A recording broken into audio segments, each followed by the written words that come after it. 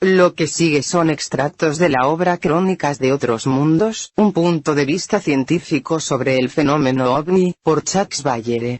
Dimensions, a Casebook of Alien Contact. 1988, ediciones Tikal. Introducción, mentes cerradas, preguntas abiertas. Este libro representa la destilación de unos 25 años de investigación.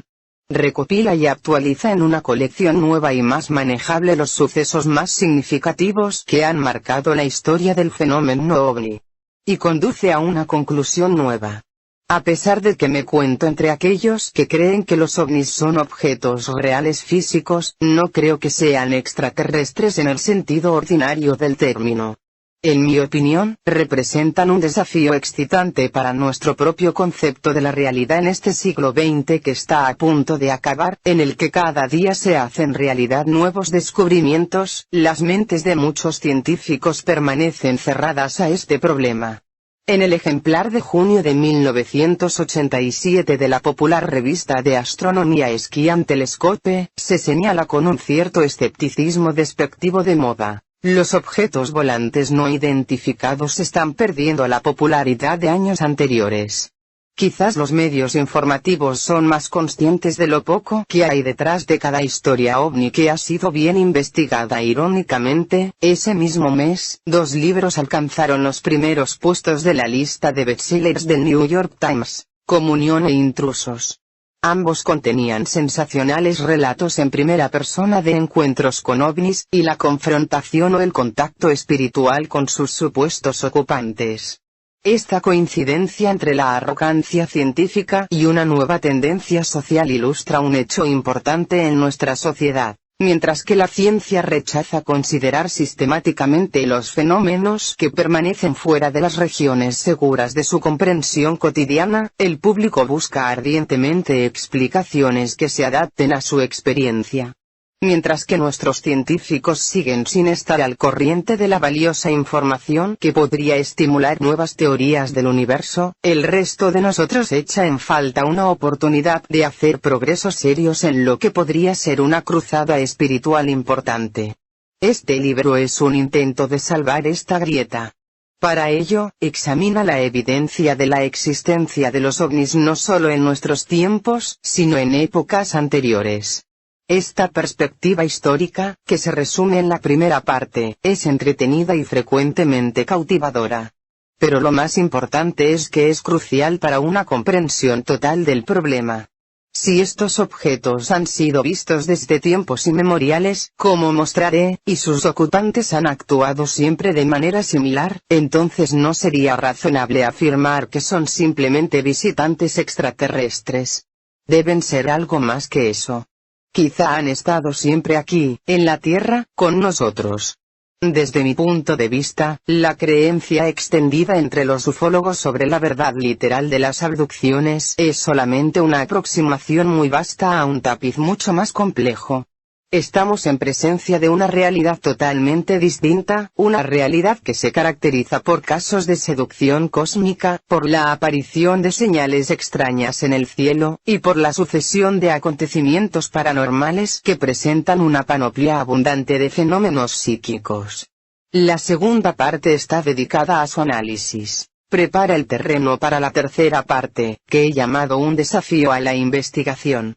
Porque ya es hora de estudiar seriamente el fenómeno ovni. Por ejemplo, yo me contentaría simplemente con entender cómo esos objetos manipulan ondas electromagnéticas para crear rayos de luz con efectos gravitacionales capaces de elevar por los aires objetos, personas, animales, o con comprender cómo paralizan a los testigos que se acercan a ellos.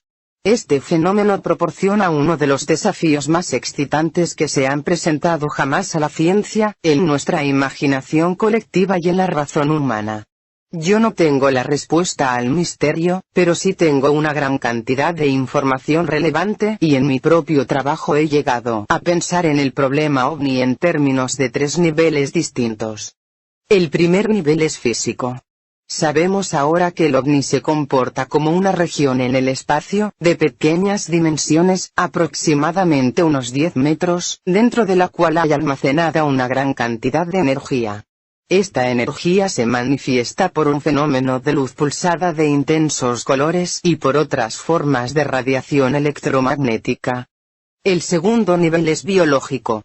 Numerosos informes OVNI muestran toda clase de efectos psicofisiológicos en los testigos.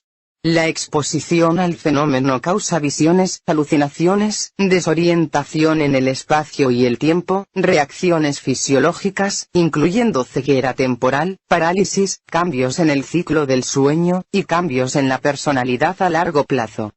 El tercer nivel es social. La creencia en la realidad de los ovnis se está extendiendo rápidamente a todos los niveles en la sociedad en todo el mundo. Las ideas sobre la vida en el universo han sufrido una verdadera revolución.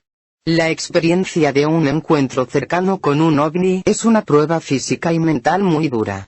El trauma tiene efectos que van más allá de lo que la conciencia de los testigos puede recordar. Condiciona nuevos tipos de comportamiento y de creencias. Además de las condiciones científicas, las consecuencias sociales, políticas y religiosas son enormes si son consideradas a través del lapso de tiempo de una generación. Frente a la nueva ola de experiencias de contacto ovni que se describen en libros como Comunión e Intrusos, y en películas como Encuentros en la tercera fase, nuestras religiones parecen obsoletas.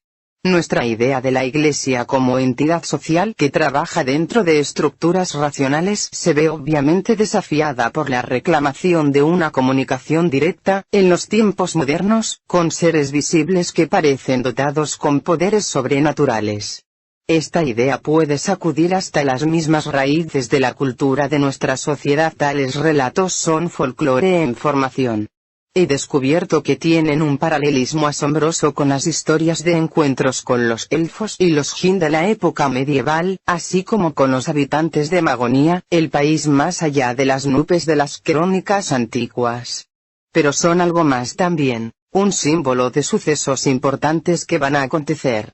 Mis propias conjeturas, que se desvían considerablemente del dogma aceptado entre los creyentes en ovnis, es que estamos tratando con un nivel de conciencia todavía no reconocido, independientemente del hombre pero conectado con la Tierra, que tiene su propia relación con las fuerzas cósmicas.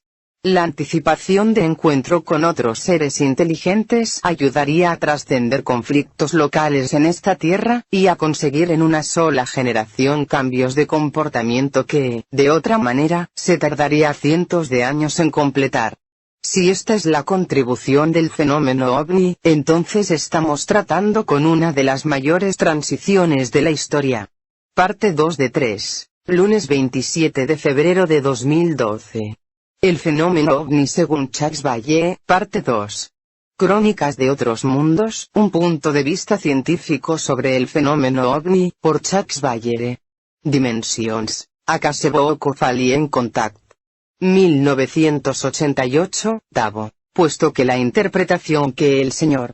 Vallée hace de algunos elementos del fenómeno ovni, especialmente cuando considera el contacto con sus ocupantes como una oportunidad para el hombre y su evolución, no me parece la más acertada. Invito al lector a que complemente los datos que aquí van a aportarse con el resto del material que sobre el tema puede encontrarse en índice temático. Primera parte del artículo 2. Contacto con otros mundos. A menos que uno esté convencido de que el mundo está para siempre restringido a los fenómenos normales ya conocidos por la ciencia, es difícil negar que los testigos han vivido un acontecimiento profundo, inusual e incluso terrorífico que involucra a una forma de inteligencia que aún no hemos reconocido. No ha sido hasta hace muy poco que se ha establecido un vínculo entre las observaciones modernas de ovnis y algunas de las ideas que han dado nacimiento a nuestro folclore, a nuestras religiones y a nuestras filosofías.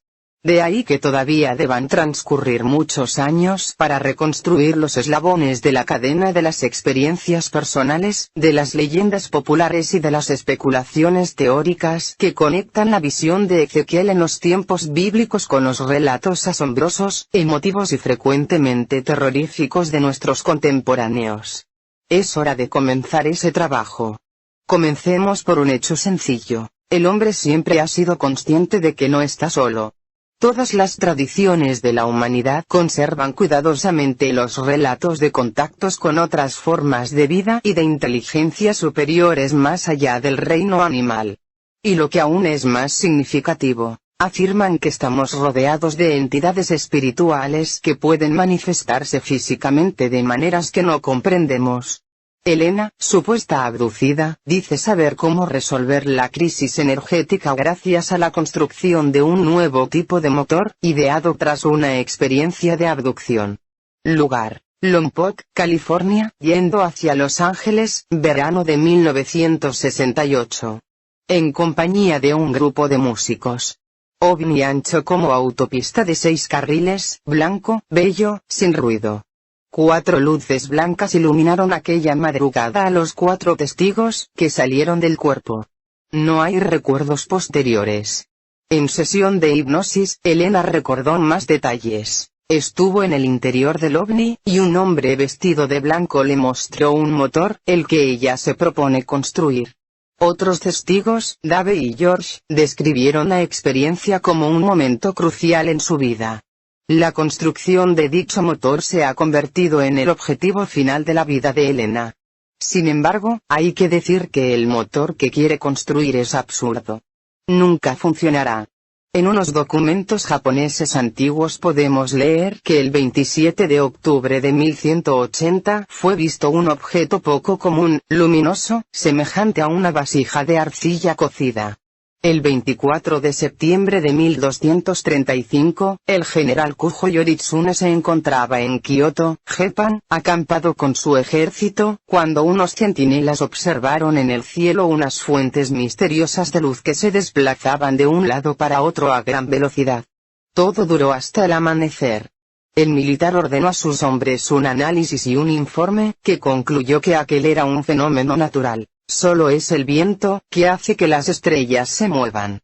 Noviembre de 1896. Cientos de personas que viven alrededor de San Francisco ven un ovni alargado, grande, oscuro, con luces reflectoras. En 1897 fue observado un ovni idéntico en el Medio Oeste. En marzo, Robert Ibarra, un granjero cercano a Sioux City, Iowa, ve un ovni del que cuelga un ancla, que se engancha a sus ropas y lo arrastra unos 7 u 8 metros. Estas máquinas son lentas y majestuosas. Visitan Omaha, Milwaukee, Chicago, y otras grandes ciudades, cuyas poblaciones las observan. En el Chicago Chronicles del 13 de abril de 1897 se lee la noticia: avistamiento de una aeronave en Iowa. Vuela a unos 60 metros de altura, aproximadamente a unos 15 kilómetros por hora, y mide unos 20 metros de largo, con alas, con ruido de motores y los acordes típicos de una orquesta. En la edición del 28 de abril de 1897 del Houston Daily Post se cuenta que en Merkel, Texas, un grupo de personas ve un ovni, y un hombrecillo deslizarse por una cuerda con ancla. 1958. Mujer que conduce autopista en el estado de Nueva York, cerca de las cataratas del Niágara, bajo una tormenta de nieve. Allí se le aparece un objeto similar a un avión, de 15 metros de alto, iluminado.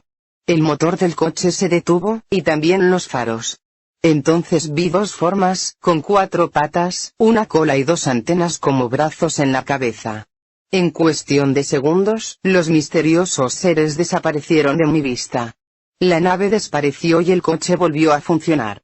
21 de abril de 1955. Noche en Kentucky. Una familia ve acercarse a una criatura con las manos levantadas. A unos 6 metros, 2 de los testigos le disparan, pero el ser dio un salto y desapareció en la oscuridad. Unos minutos más tarde lo ven a través de una ventana y vuelven a disparar.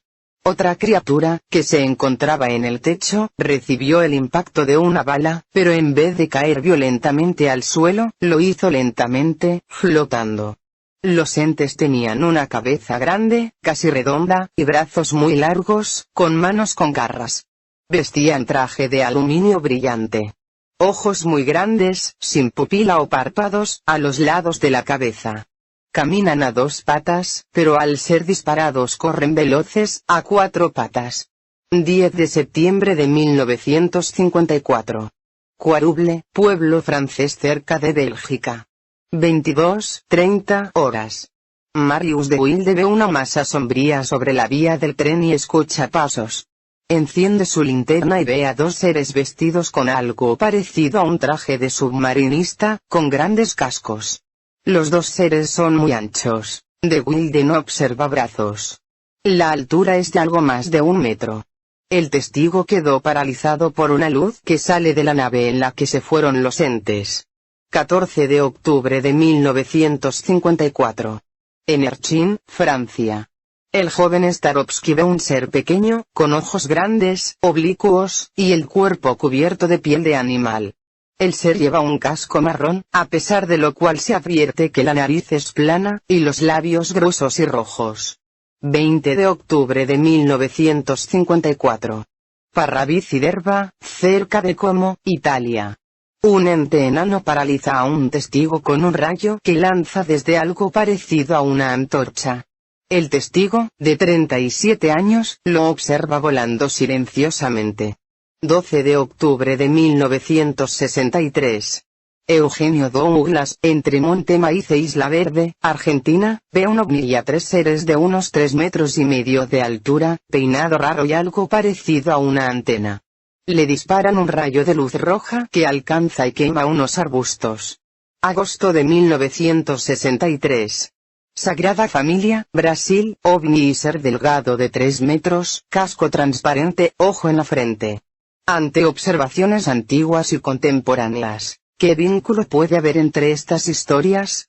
Frecuentemente, el diálogo, entre testigos y tripulantes de ovni, tiene una cualidad absurda de transmitir no un hecho real, sino una verdad superior, simbólica.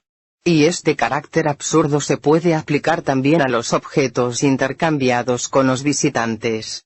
Incidente vivido por una mujer en el verano de 1968 en Inglaterra.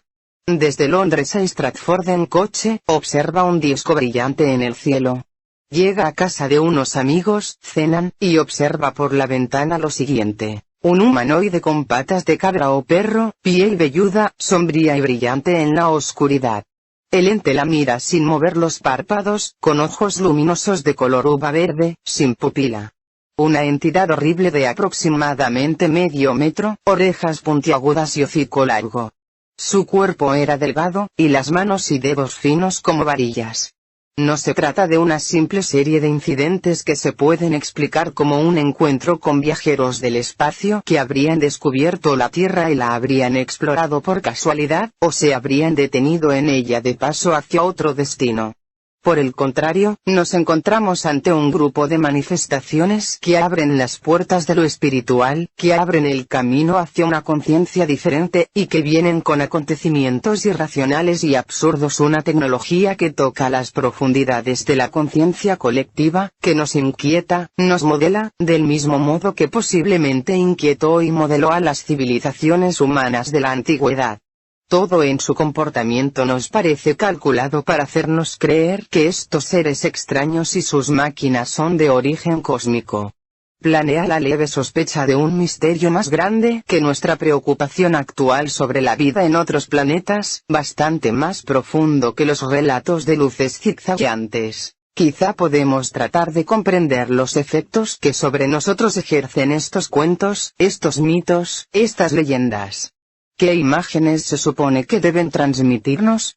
¿A qué necesidades ocultas responden? Los que plantean que las apariciones de ovnis son el resultado de experiencias de naturaleza científica o incluso supercientífica, llevadas a cabo por una raza de viajeros del espacio son, a mi entender, víctimas de la ignorancia del folclore antiguo. Los pedantes, por una reacción común que los psicólogos serían susceptibles de explicar si ellos no fueran las primeras víctimas, han cubierto la creencia en las hadas con el mismo ridículo con el que los otros pedantes cubren hoy el fenómeno ovni. En mi opinión, la creencia moderna en los platillos volantes y sus ocupantes es idéntica a la creencia antigua en la gentry, los míticos, los gentiles hombres del folclore irlandés. Las entidades descritas como pilotos de las naves no se distinguen de los elfos, silfos y duendes de la Edad Media. A través de las observaciones contemporáneas de los ovnis, nos encontramos de nuevo ante una organización que nuestros ancestros conocían muy bien y que algunos han llamado la organización secreta. Los ocupantes de los ovnis, igual que los elfos de antaño, no son extraterrestres. Son los habitantes de otra realidad. No se trata simplemente de cuentos que relatan los encuentros entre humanos y extrañas criaturas celestes. Más bien, se trata de un mito mundial que ha conformado las estructuras de nuestras creencias, nuestras expectativas científicas y nuestra imagen de nosotros mismos. No empleo aquí la palabra mito para representar algo que sea imaginario, sino, por el contrario, algo tan cierto que ejerce influencia sobre los elementos fundamentales de nuestros pensamientos. Ese mito está formado por 4 componentes: emocional, que tiene forma de una seducción cósmica, historias de contactados sexuales que frecuentemente parecen chocantes o escandalosos, pero que son parte integrante del conjunto del problema. Celeste. Los signos celestes, y los relatos de contacto con ángeles y con criaturas de otros planetas. En otras palabras, explica la intervención exterior en los asuntos humanos. Por precaución, sustituyó aquí la palabra extraterrestre por la de celeste, más precisa y más práctica debido a los sentidos desafortunados que la primera tiene en nuestra cultura. Psíquica. La lógica ordinaria no se aplica a lo paranormal. He inventado la palabra metalógica para describir la sustancia de la experiencia que frecuentemente implica observaciones que la lógica considera en apariencia absurda. Espiritual. El aspecto más poderoso y más atemorizante del mito ovni, la componente espiritual, que nos ha dado lo que he bautizado como una morfología de los milagros. Fátima, en lugar de sentir satisfacción siento miedo mezclado con humildad ante las dimensiones del problema que tratamos de describir con nuestra comprensión humana limitada, con recursos científicos que no han sumergido en los fuegos del mundo subterráneo, ni bendecidos por el rozar de las alas de los arcángeles. La teoría más atractiva que se ha propuesto es la de los extraterrestres. Según esta hipótesis popular, los ovnis serían sondas provenientes de otros planetas. Ahora bien, esta es insuficiente para explicar el desarrollo histórico del fenómeno. No se puede juzgar los platillos actuales sin referirse a la aeronave de 1897 o a los otros avistamientos anteriores de objetos similares. Hablando claro, no hay ninguna evidencia de que el fenómeno ovni sea un hecho extraterrestre. Sí parece ser interdimensional y manipulador de realidades físicas fuera de nuestro propio continuo espacio-tiempo. ¿Acaso es razonable establecer un paralelismo entre las apariciones religiosas, la creencia en las hadas, los informes sobre criaturas semejantes a enanos con poderes sobrenaturales, los relatos de aeronaves en los Estados Unidos en el siglo XIX, y las historias actuales de aterrizaje de ovnis? Sostengo enérgicamente que sí es razonable establecer dicho paralelismo, pues los mecanismos que han generado estas distintas creencias son idénticos. Su contexto humano y sus efectos sobre los humanos son constantes. La observación de este mecanismo muy profundo es crucial. Tiene poco que ver con el problema de saber si los ovnis son objetos materiales o no. Tratar de comprender el significado, el objetivo de los llamados platillos voladores, es tan fútil como lo era la persecución de las hadas, si uno incurre en el error de confundir apariencia y realidad. El fenómeno tiene rasgos estables, invariables. Hemos tratado de identificar algunos de ellos, y de clasificarlos claramente. Pero también hemos tenido que señalar cuidadosamente el carácter cambiante de los aspectos secundarios de las escenas, las formas de los objetos y las apariencias de los ocupantes, y las declaraciones que varían en función del medio ambiente cultural en el que se encuentran situados. En las historias de aeronaves, como las que vimos en el capítulo 2, una buena cantidad de personajes barbudos desembarcaron en el Medio Oeste o en otras partes, en 1897 para pedir agua, un poco de sulfato de cobre u otras cosas semejantes. Las historias contadas por los testigos eran verosímiles, aunque un poco asombrosas para los granjeros americanos de la época. La aeronave correspondía al concepto popular de máquina voladora sofisticada. Tenía ruedas, turbinas, alas y unas luces poderosas. Solamente hay un detalle del cual todavía no hemos hablado. La aeronave, si era creíble de 1897, ya no lo es para nosotros ahora. Sabemos muy bien que la invención descrita era incapaz de volar, a menos que su apariencia exterior haya sido concebida para inducir a error a los posibles testigos. Pero, si es así, ¿por qué? ¿Y qué fue? ¿Cuál era el objetivo de tal mistificación? Quizá la aeronave, como las bromas de las hadas y los platillos voladores, era una invención tan bien combinada que su imagen podría penetrar profundamente en la conciencia humana y ser olvidada, como había olvidado los aterrizajes de ovnis y el aspecto de los seres sobrenaturales de la Edad Media. Pero, entonces, ¿están verdaderamente olvidados? Dominar la imaginación humana es formar el destino colectivo de la humanidad.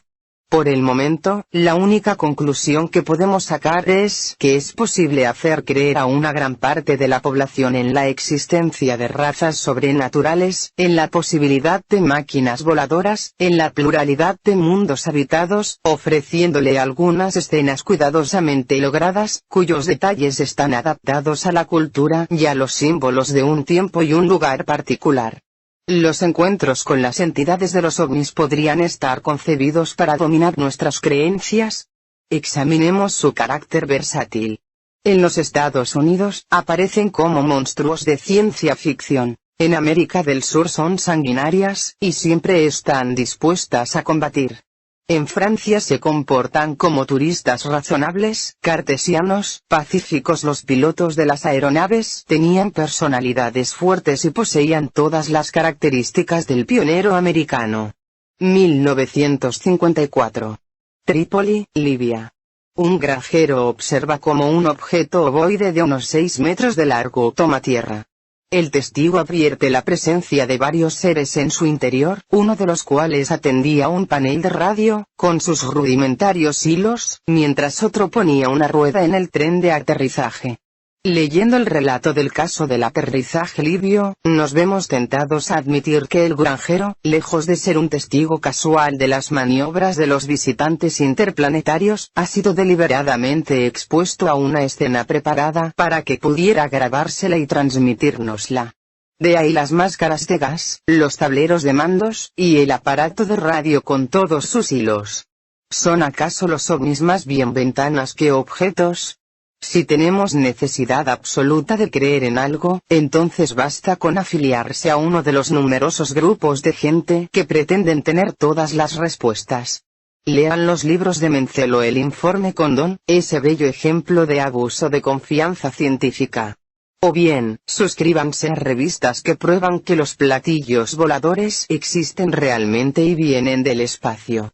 No es para esta gente para quien he escrito este libro, sino para los pocos que pasaron a través de todo esto y han llegado a un nivel más claro y más elevado de percepción, para aquellos que han reconocido las numerosas pesadillas de la historia humana, para los que han comprendido los mecanismos delicados del inconsciente colectivo. Puede parecer inútil hacer conjeturas respecto a un fenómeno que evidentemente todavía no podemos comprender. No es vano tratar a la vez pruebas críticas, sociológicas y materiales con el fin de determinar si los fenómenos descritos por los testigos forman parte de un plan deliberado. Se puede suponer que el universo contiene criaturas inteligentes que tienen una organización de la cual no se podría construir ningún modelo sobre la base de los conceptos humanos actuales. Comportamiento absurdo, como la apariencia de su ridícula nave. Las comunicaciones inducen, premeditadamente, al error. Esta actitud absurda ha tenido como resultado mantener apartados a los hombres de ciencia. También sirvió para darle sobreentendidos religiosos y místicos al mito de los platillo. El mecanismo de las apariciones en los tiempos legendarios, históricos y modernos, es constante y sigue el modelo de los milagros religiosos.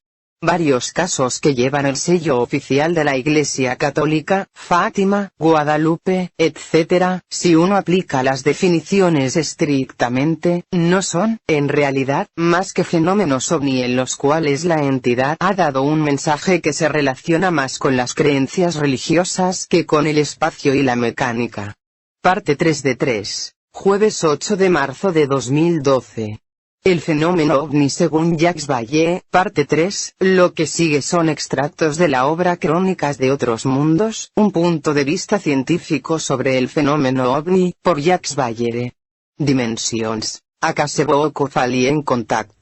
1988, edición Stickal. La componente psíquica, la metalógica. Lo que hace que esas observaciones, ovni, sean interesantes a mis ojos es, precisamente, lo que rechazan los especialistas de otras disciplinas científicas haciéndolos apartarse con horror. Su absurdo aparente. Algunos hombres de ciencias prosiguen esta tarea a pesar de la absurdidad aparente de los datos. Su trabajo para comprender el enigma de los ovnis está centrado, cada vez más, en la componente psíquica de los informes, que indica ya sea una comunicación real con el testigo, ya sea una influencia directa inexplicable por los medios físicos ordinarios. Vallée nos cuenta el caso sucedido en Francia, 1968, a un doctor. El testigo se despierta de madrugada al escuchar los gritos de su bebé de 14 meses, que está señalando a la ventana. El doctor tenía una herida en la pierna, causada por un accidente. Se asoma por la ventana y observa que fuera hay relámpagos, observando también dos ovnis con forma discoidal que, finalmente, se fusionan en uno solo. La herida del testigo desapareció al instante, al igual que las secuelas físicas sufridas por su participación en la guerra en Argelia. Días después del suceso ovni, al doctor le salió en la piel una marca triangular, de color rojizo, alrededor del ombligo. La misma marca apareció poco después, en el mismo sitio, al bebé. La pigmentación con forma de triángulo aparecerá y desaparecerá durante años, al menos hasta 1986. El doctor vive episodios de telepatía, levitación, e incluso actúa sobre relojes y circuitos eléctricos, que se estropean en su presencia.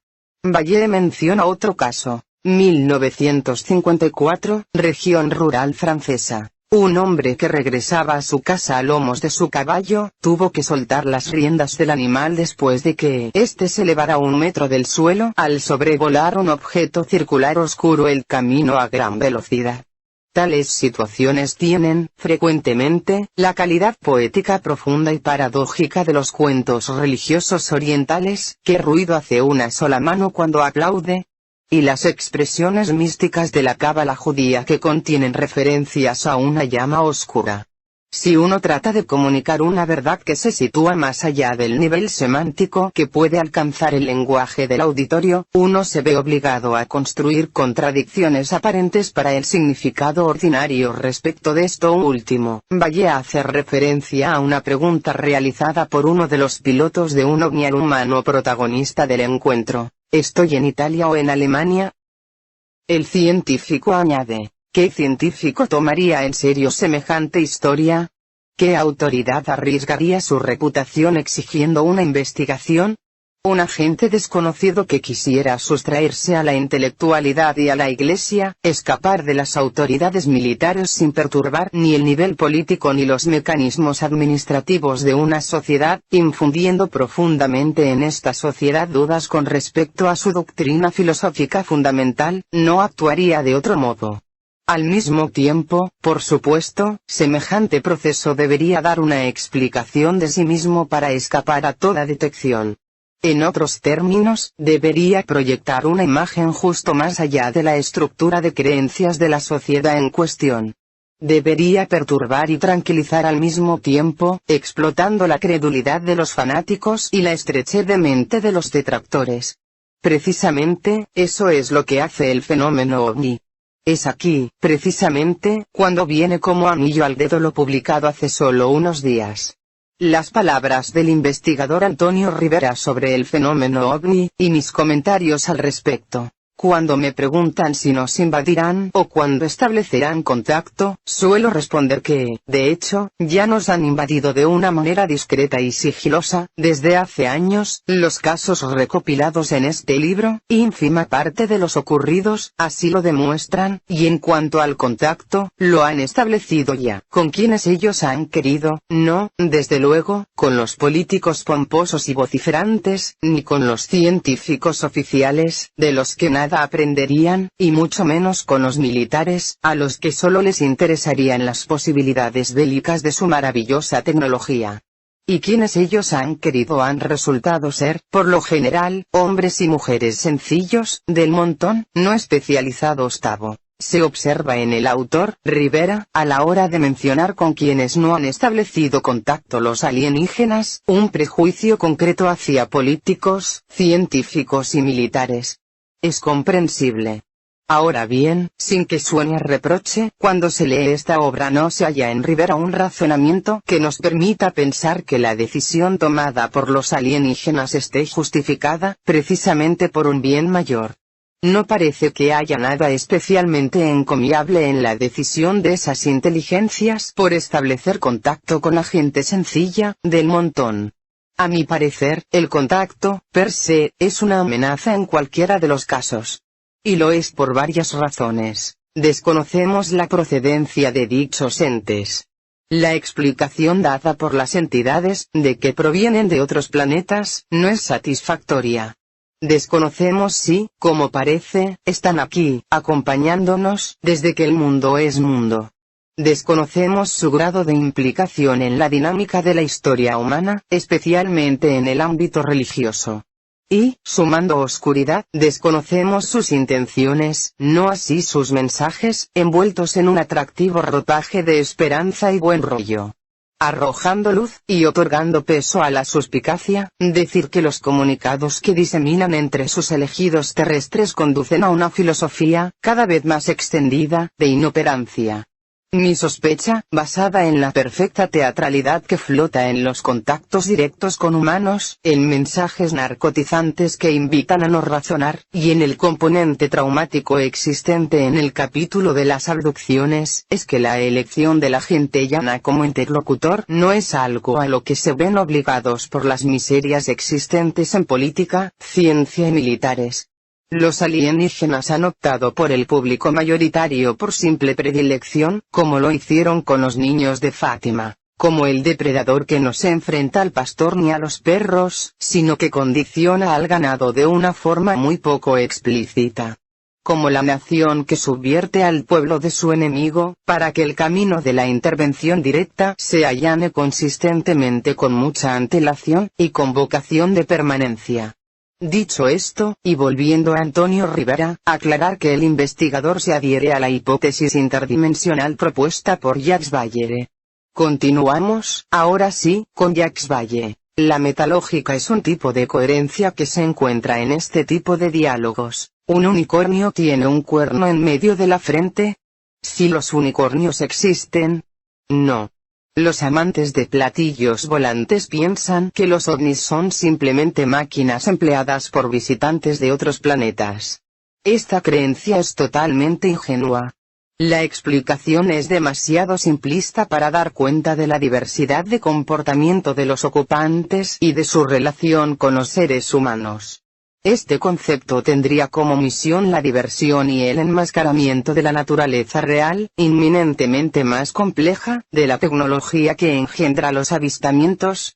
He aquí, pues, brevemente, 5 nuevas proposiciones basadas en los hechos a los que hemos pasado revista hasta aquí. 1. Los ovnis no son, propiamente hablando, ni objetos ni volantes. Se pueden desmaterializar y violan leyes del movimiento de la manera como los conocemos. 2. Los ovnis han sido vistos durante la historia y siempre han recibido una explicación en el marco de cada cultura, dioses o viajeros del cosmos. Los pilotos de las aeronaves de 1897 declararon: venimos de Kansas o incluso somos de cualquier lugar, pero mañana estaremos en Grecia. 3 de los informes ovni no se desprenden necesariamente visitas del espacio. Podrían venir del tiempo.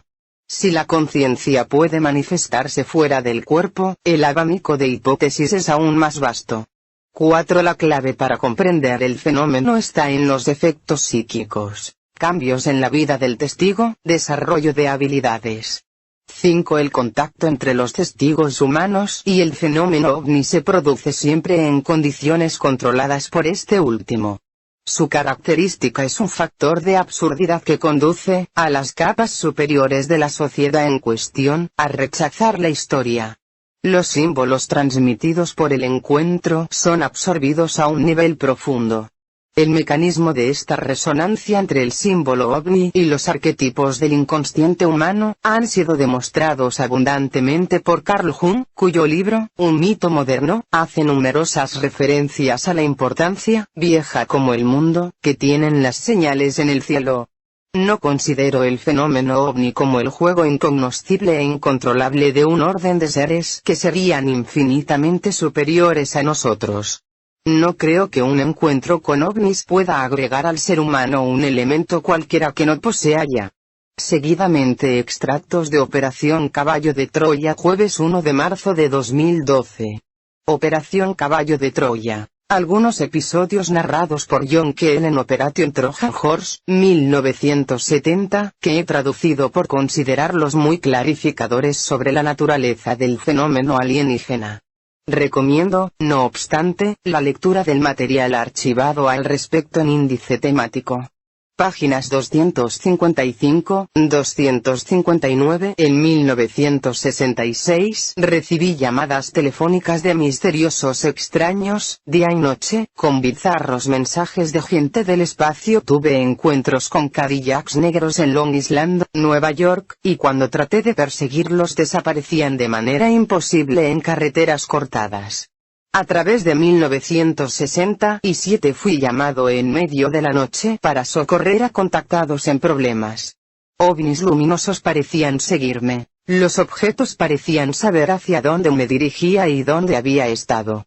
Elegía un motel al azar y resultaba que previamente alguien había ya hecho una reserva por mí, incluso dejaban ilógicos mensajes telefónicos en recepción para mí.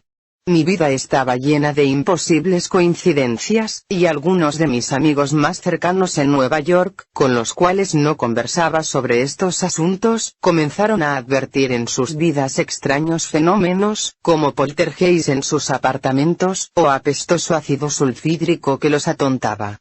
Una muchacha amiga mía sufrió un inexplicable desvanecimiento por espacio de 2 horas, mientras estaba sentada secándose el cabello en su apartamento. Más de una vez me desperté de madrugada sin capacidad de mover mi cuerpo, con la presencia de una enorme figura oscura frente a mi cama. Por un instante llegué a dudar de mi salud mental. Diariamente tomé profundas notas de lo que ocurría, que más parecían relatos de terror.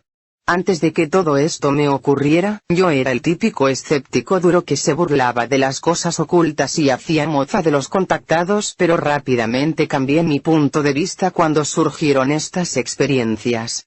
Viajando por unos 20 estados para obtener de primera mano información sobre innumerables casos ovni, me asombré de conocer tanta cantidad de contactados anónimos. Y mientras las descripciones de los ovnis eran variadas, era obvio que todos ellos estaban en el mismo estado psicológico. A través de esos contactados cuyas historias no han sido nunca publicadas, entré en comunicación directa con las entidades con las que habían establecido contacto. Cuando un ovni aterrizaba, por ejemplo, en una aislada granja, el granjero o granjera me llamaba por teléfono inmediatamente y yo conversaba con la entidad, a veces por horas. Sé que suena ridículo, pero así ocurría. Mis anotaciones, grabaciones, y otros materiales de mi trabajo, están ahí como pruebas. Desarrollé un elaborado sistema que me permitiera detectar los fraudes. Innumerables personas en muchos estados vinieron a convertirse en mi secreta cadena de comunicación con esos misteriosos otros mundos. Gasté meses enteros buscando inexistentes bases extraterrestres, tratando de encontrar formas de proteger a los testigos de ovnis de los hombres de negro. Poltergeist se manifestaban allá a donde yo iba.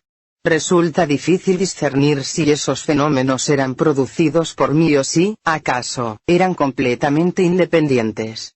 Ahora, con el paso del tiempo, puedo ver lo que en realidad sucedía. El fenómeno de la inteligencia sobrehumana me estaba introduciendo lentamente en todos aquellos aspectos del mismo que nunca antes había tenido en consideración.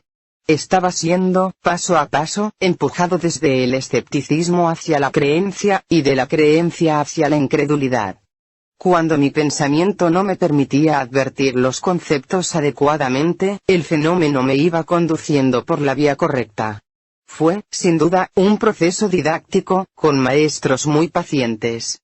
Otras personas envueltas en estas situaciones no tuvieron la misma suerte, pues sacaron conclusiones precipitadas. En mayo de 1967, las entidades prometieron a los contactados que un gran fallo de energía se daría pronto.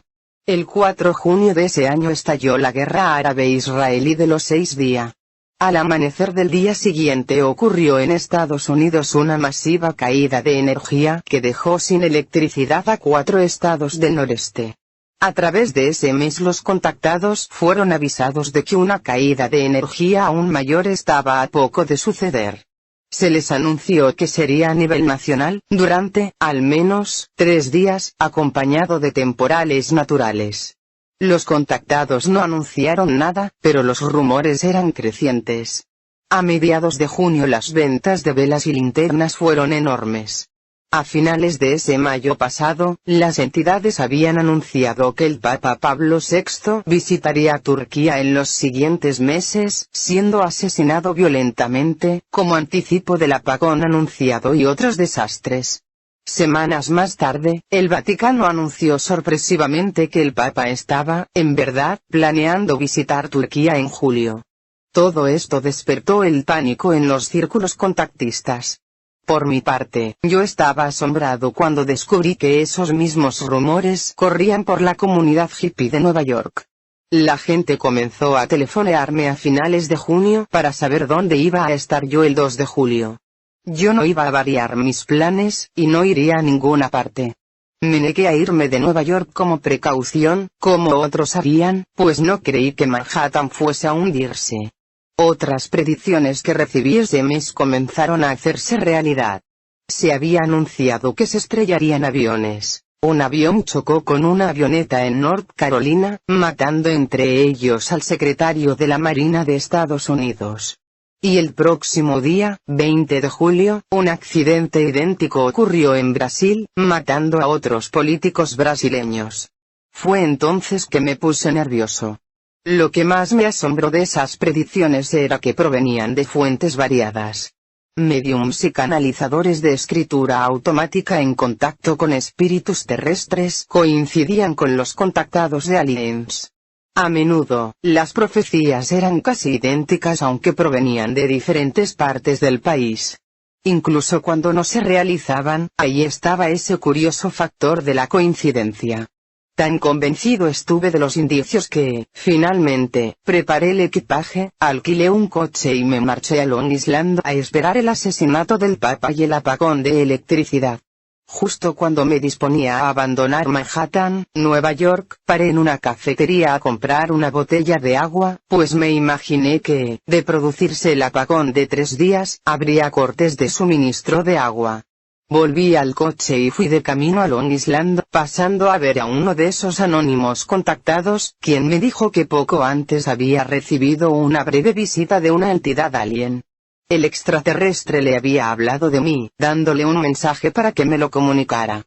El mensaje era el siguiente: dile a John que nosotros nos encontraremos con él y le ayudaremos a beber toda esa agua. La botella de agua la había dejado en el coche, por lo que el contactado era imposible que supiera de ella. Finalmente, el Papa no fue asesinado, pero vi muchos ovnis. Parecía que me siguieran como de costumbre. A finales de octubre tuve una llamada telefónica de alguien que afirmaba ser un alien. Ese ente me advirtió que muy pronto habría un desastre gigantesco en el río Ohio, con muchas víctimas. También me dijo que todo sucedería cuando el presidente Lyndon B. Johnson encendiera las luces del árbol de Navidad de la Casa Blanca, en diciembre. Me dijo que el apagón eléctrico sucedería tan pronto como el presidente encendiera las luces del árbol navideño. La advertencia sobre el desastre del río Ohio me alarmó lo suficiente como para no quedarme callado, por lo que el 3 de noviembre escribí a la señora Mary Eyre, una periodista de Point Pleasant, West Virginia, y la avisé de que era muy posible que alguna calamidad pudiera suceder en las próximas semanas. La señora Eyre aún conserva esa carta mía. Sobre Acción de Gracias, noviembre, fui a Point Pleasant por unos días y descubrí que un número de personas, las cuales no conocían mi profecía, habían tenido horribles sueños de un desastre relacionado con un río. La señora Virginia Thomas, la cual vivía cerca de un estancamiento de TNT, explosivos, abandonado desde la Segunda Guerra Mundial, fue una de las personas que me contó detalles de su pesadilla, en la que veía gente cayendo al río. La señora Eyre, la periodista, me dijo que también ella había tenido sueños muy preocupantes, en los que veía gente que rogaba ser salvada de las aguas oscuras del río Ohio, rodeada de regalos que brillaban flotando. Como era habitual, me instalé en un motel a lo largo del río, cerca de Point Pleasant, y cada día conducía cruzando el puente de Plata para llegar al pueblo. Luego cogí un vuelo hacia Washington, y recordé las predicciones que se habían hecho para el mes de julio, ya estábamos en diciembre, y las analicé. Habían ocurrido accidentes de aviación, y un terremoto en Turquía justo antes de que el Papa volara hacia allí. Se me había anunciado también que los indios Hopi y los navajos serían portada a las puertas de Navidad. Y así ocurrió en diciembre. La mañana del 11 de diciembre me desperté con una llamada telefónica de un misterioso hombre que me informó que habría un accidente de avión en Tucson, Arizona. Al día siguiente ocurrió. El 15 de diciembre, como es costumbre, el presidente enciende el tradicional árbol navideño en la Casa Blanca. Como yo esperaba si se cumplía o no la predicción, avisé a algunos amigos y me reuní con ellos en mi apartamento de Nueva York. Allí estaban, entre otros, Dan Drasin, Tavo. Aparecería con Kell en un documental de 2002 sobre el hombre polilla, el productor de cine y televisión, y otro amigo que es policía. Estábamos muy nerviosos viendo la ceremonia presidencial por televisión.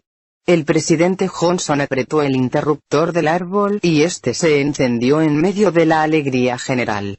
Todo salía como era normal, pero 30 segundos después del encendido hubo un avance de noticias inesperado. Un puente sobre el río Ohio acaba de caerse. Estaba lleno de coches en hora punta. El puente de Plata se había hundido, y los regalos brillaban flotando en el agua. Una hora más tarde del colapso del puente, en el otro lado del mundo, el primer ministro de Australia se decidió a darse un baño en su playa favorita. Desapareció. Su cuerpo nunca apareció. Los espíritus lo habían anunciado. Página 262, misteriosos hombres aparecían y advertía, incluso amenazaban, a los testigos para que callaran. Algunos de esos misteriosos hombres vestían uniformes de las fuerzas aéreas. He investigado muchos de esos casos y descubrí rápidamente, para mi sorpresa, cuál era la apariencia de esos oficiales de las fuerzas aéreas. Eran delgados, con la piel color aceituna, ojos orientales y mejillas prominentes. Algunos testigos dicen que parecen italianos, otros dicen que indios. Conté esto al Pentágono y encontré que había más casos y que la inteligencia militar y el FBI estaban envueltos en casos de estos.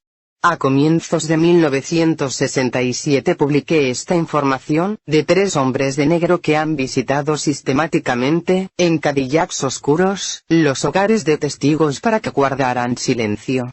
En la mayoría de esos casos esos hombres de negro han sido descritos como menudos, orientales de piel oscura. Por muchos años los seguidores del culto ovni han creído que esos hombres de negro eran de la CIA o las fuerzas aéreas, del mismo modo que creían que el gobierno pinchaba sus teléfonos y leían sus correos.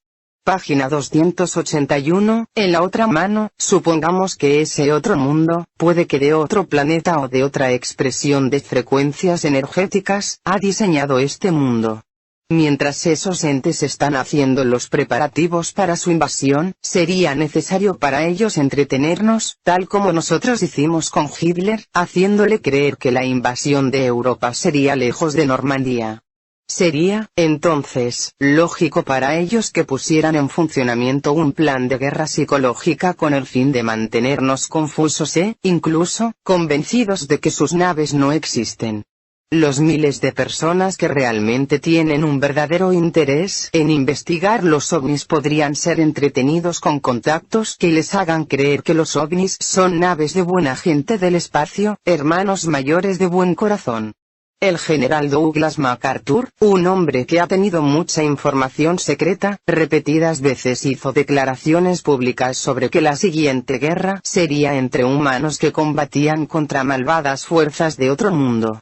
Siendo como fui entrenado en guerra psicológica durante mi periodo de escritor de propaganda para el ejército de los Estados Unidos, soy particularmente consciente de que la guerra psicológica es un arma de doble filo, y soy particularmente consciente de los fraudes que se realizan, así como de la manipulación aparentemente diseñada para fomentar tanto la creencia en ovnis como el descrédito. He tratado de ver objetivamente a través de mis investigaciones, y en este libro. Francamente, he pasado por periodos en los cuales he estado absolutamente convencido de que esos caballos de Troya, aliens entre humanos, estaba, en realidad, siguiendo un cuidadoso plan diseñado para, en última instancia, conquistar al ser humano desde dentro.